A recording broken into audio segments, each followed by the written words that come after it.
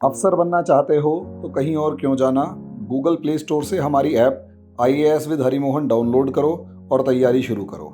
Hello दोस्तों, नमस्कार, आदाब।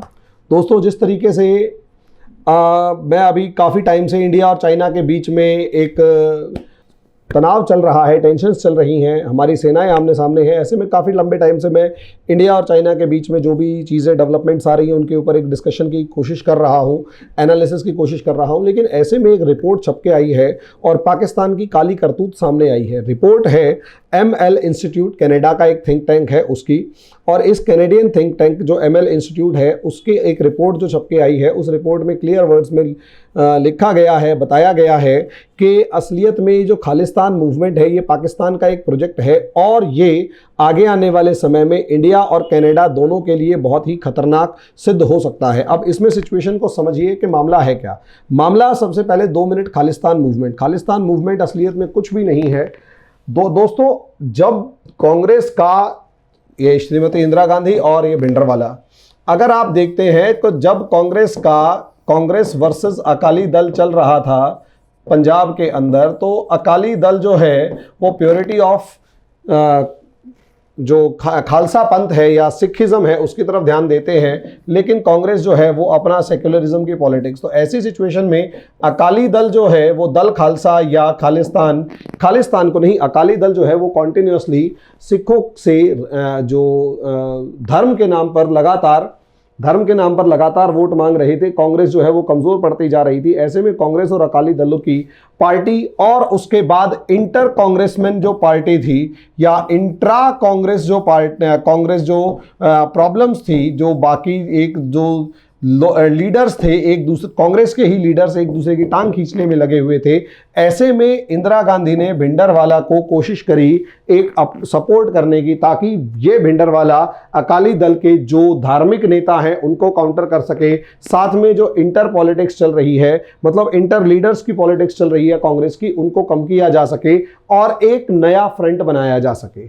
दोस्तों, असलियत में ये तो कांग्रेस की जो पॉलिटिक्स थी, जो सिर्फ और सिर्फ पंजाब पर कब्जा बनाए रखने की पॉलिटिक्स थी, उसके साथ साथ पाकिस्तान की एक दर्द भी था। और पाकिस्तान को ये दर्द इसलिए था कि 1971 के अंदर आपने पाकिस्तान के 2 टुकड़े कर दिए और पूरी दुनिया को साइडलाइन कर दिया। अब पूरी दुनिया को साइड में करके आपने पाकिस्तान के 2 टुकड़े कर दिए।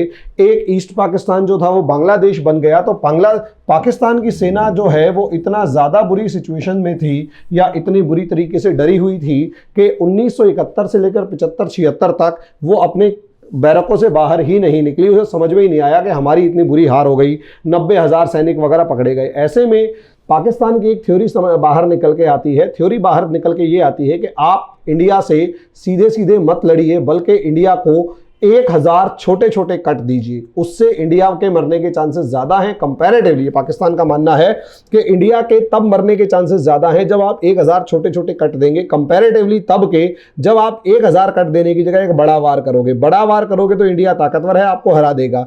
1000 छोटे छोटे वॉर कीजिए, जिससे क्या होगा कि इंडिया जो है वो समझ ही नहीं पाएगा कि होगा क्या। ऐसे ही वार का एक हिस्सा था खालिस्तान।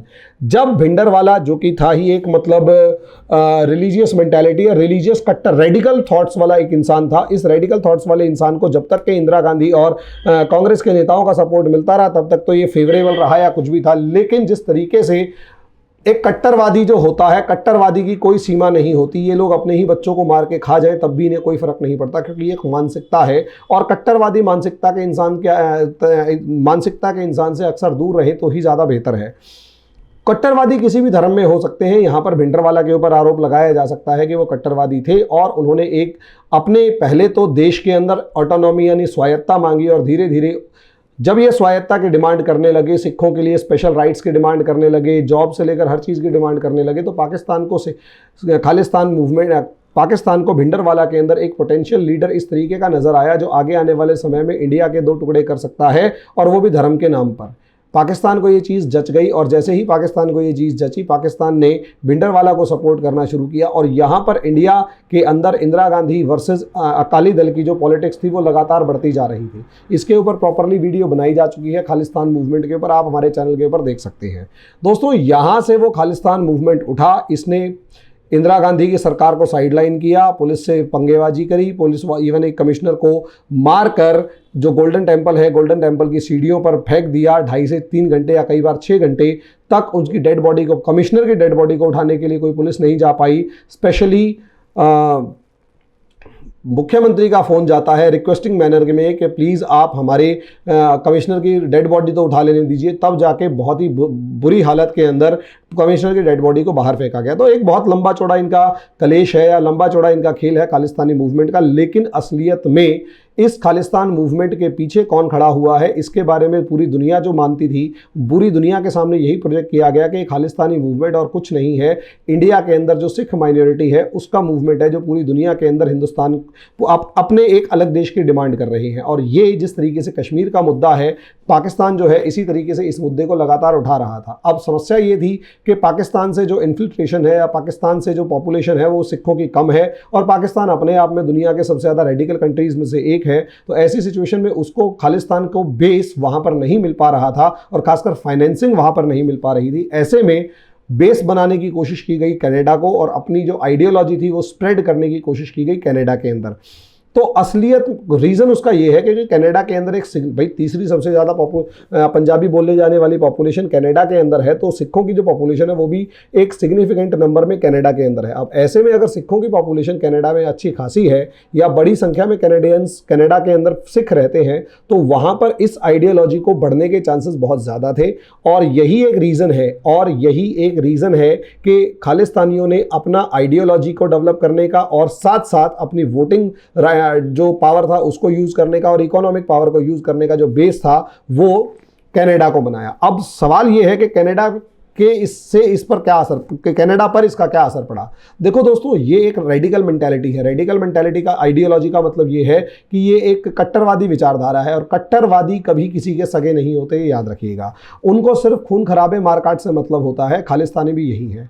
कनाडा एक डेवलप्ड कंट्री है, मेजॉरिटी क्रिश्चियंस हैं, तीसरी सबसे ज़्यादा बोली जाने वाली भाषा पंजाबी हो चुकी है, और पंजाब में जो उनके विदेश मंत्री हैं, फॉरेन मिनिस्टर से लेकर कई मामलों में और ज़्यादा अच्छी पोस्ट तक जो है वो सिख और पंजाबी लोग पहुंच चुके हैं। और कोई बड़ी बात नहीं है कि वहाँ पर कनाडा जो एक अमेरिकन जो इंग्लिश कंट्री है उसका कोई प्राइम मिनिस्टर जो है वो पंजाबी बोलता हुआ नज़र आए।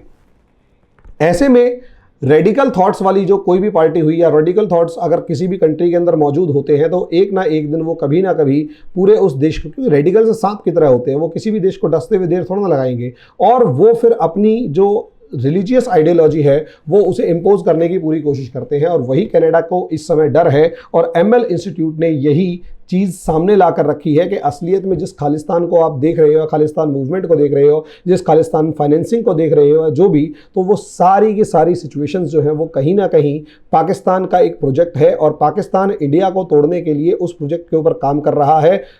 कनाडा इसका शिकार ना बने, ये साफ स्पष्ट शब्दों में कहा गया है, कनाडा इसका शिकार ना बने। इसको अगर आप थोड़ा सा इस कनाडा के खालिस्तान के प्रोजेक्ट को अगर आप देखें, तो वो इस तरीके के मूवमेंट्स आपको दुनिया के अंदर हर जगह दिखाई देंगे। और यहाँ ये जैसे कनाडा का ही प्रोजेक्ट है जिसके अंदर रेफरेंडम होना चाहिए, ये और सब चीज़ें आप लोगों को यहाँ कनाडा के प्रोटेस्ट की फॉर्म में दिखाई देंगी। यहाँ मैंने नक्शे के बारे में बात करी है कि असलियत में ये जो खालिस्तानी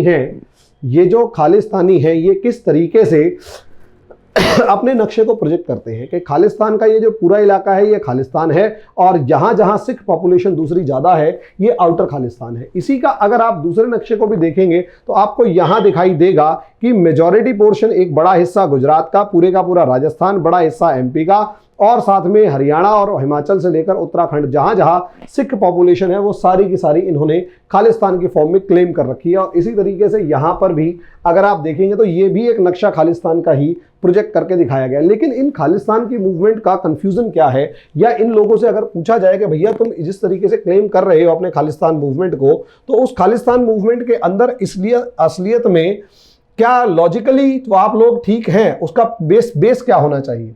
असलियत में किसी भी रिलीजन के नाम पर बनने वाले देश का सबसे बड़ा बेस ये हो सकता है असलियत में कि वहाँ उनके धर्म गुरुओं से लेकर कौन कौन सी जो इंपॉर्टेंट लोकेशंस हैं जो उनसे जुड़ी हुई हैं उनको ध्यान दिया जाए।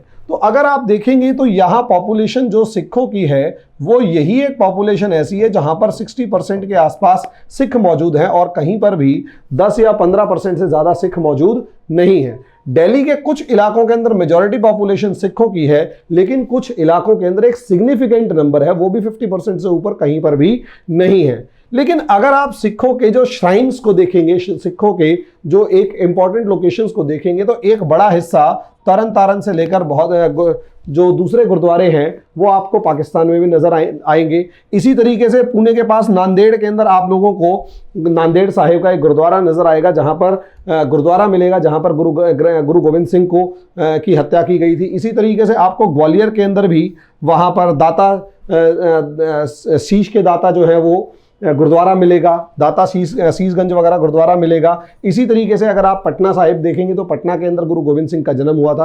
तो असलियत में ये जो सिख मूवमेंट है ये कंफ्यूज किस लिए भी माना जा सकता है कि ये सिखों वाले खालिस्तान जो है पूरे का पूरा पाकिस्तान के अंदर जो भी सिख डोमिनेटेड इलाके हैं उसके अंदर पूरे का पूरा खालिस्तान मूवमेंट शांत रहता है, क्योंकि पाकिस्तान तो उनका माई बाप है ना, पाकिस्तान माई बाप है, इसलिए पाकिस्तान में जो भी चीज़ें हैं उनको पड़ी रहने दीजिए। चाहे वो क्या नाम है जो गुरु नानक देव का जन्म स्थान हुआ, चाहे उनके गुरुद्वारा जहां पर बनाया वो हुआ, चाहे उनसे रिलेटेड जो भी चीज़ें जो पाकिस्तान के अंदर है उनके ऊपर ये लोग हाथ लगाने की कभी कोई जरूरत नहीं करते, क्योंकि उनके माई बाप ये है। लेकिन इंडिया क्योंकि एक डेमोक्रेटिक देश है और ये खालिस्तानी लोग जो है ये पाकिस्तान के हाथों की कठपुतली है, तो इंडिया को बदनाम करने या इंडिया के बारे में पूरी दुनिया के लिए गलत इंफॉर्मेशन फैलाने के लिए इस तरीके का यूज़, इस तरीके की बातों का यूज़ करते हैं, इस तरीके के प्रोजेक्ट्स को यूज़ करते हैं जो कि काफ़ी ज़्यादा हार्मफुल है। जो कनाडा के खासकर जो जस्टिन ट्रूडो थे एक बार को, तो उन लोगों उन्होंने भी इस मूवमेंट को सपोर्ट करने के लिए क्योंकि जस्टिन ट्रूडो जो था उनकी जो है उनकी पार्टी को भी खालिस्तान को सपोर्ट करने वाली पार्टी ने सपोर्ट कर रखा था, कोalition गवर्नमेंट थी, तो मजबूरी में उन्होंने भी खालिस्तान मूवमेंट को एक तरीके का सपोर्ट प्रोवाइड करने की कोशिश की थी। लेकिन भारत के कठोर विरोध के बाद उन्होंने अपने इस बयान से अपने आप को वापस हटाया, जिसका असर जो है वो भारत की फॉरेन पॉलिसी की मजबूती के तौर पर देखने को मिला। लेकिन अभी भी अगर आप देखेंगे तो कनाडा के अंदर काफ़ी बड़ी संख्या में खालिस्तान को सपोर्ट करने वाले ग्रुप्स मौजूद हैं, जो और कुछ नहीं पाकिस्तान की कठपुतली बने हुए हैं और उन्हें एक पॉलिटिकल एजेंडा मिला हुआ होता है इंडिया के अगेंस्ट बोलने का या यूज़ करने का। तो दोस्तों इस खालिस्तान मूवमेंट को भी लगभग खत्म सा कर दिया गया है, इफेक्टिव नहीं है, लेकिन हाँ रह रहकर ये कहीं ना कहीं दुनिया के दूसरे देशों में इंडिया के अगेंस्ट जब प्रोजेक्ट करते हैं, इंडिया के अगेंस्ट जिस तरीके से प्रोटेस्ट करते हैं, उससे इंडिया की छवि को धूमिल करने की कोशिश की जाती है। लेकिन इसका असर जो है वो बहुत ज़्यादा इतनी जल्दी नहीं पड़ता जब तक कि आप स्ट्रांग ना हो। अगर आप वीक हैं तो वो लोग इफेक्टिव रहेंगे, आप स्ट्रांग हैं और आपके जो लोग हैं दुनिया के अंदर कहीं पर भी, अभी थोड़े दिन पहले ऑस्ट्रेलिया से भी खबर आई थी कि ऑस्ट्रेलिया के अंदर खालिस्तानियों और हरियाणवी लड़कों के बीच में लड़ाई होगी और हरियाणवी के सिडनी के अंदर हरियाणा के लड़कों ने खालिस्तानियों को पीट दिया और पुलिस केस वगैरह हो गया। भारत सरकार को भी बैकडोर का उनको सपोर्ट करना पड़ा या उनको छुड़वाना पड़ा कि भाई साहब छोड़ दो, आगे से लड़के नहीं लड़ेंगे। यानी ऑब्वियस सी बात है, भारतीयता की जो दबदबा है वो सब भारतीयता की जो भावना है वो हर जगह मौजूद है और खालिस्तानी और वर्सेस इंडियंस आए दिन कहीं ना कहीं भिड़ते रहते हैं। समस्या जैसे भी होगी इसके अंदर भी यही है कि खालिस्तान एक प्रोजेक्ट है पाकिस्तान का, और जो पूरा एक इंट्रोडक्शन था वो मैंने आपको बता दिया। बाकी जो भी होगा आगे आने वाले समय में बताते रहेंगे। तब तक के लिए धन्यवाद।